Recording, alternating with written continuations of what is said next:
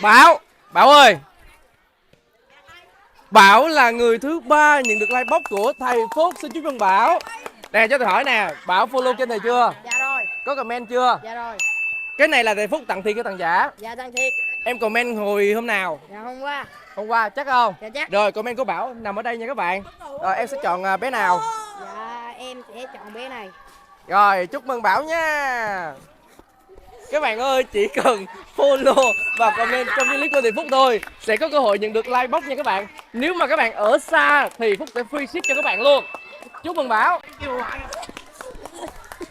Ah, ah, ah, ah, ah.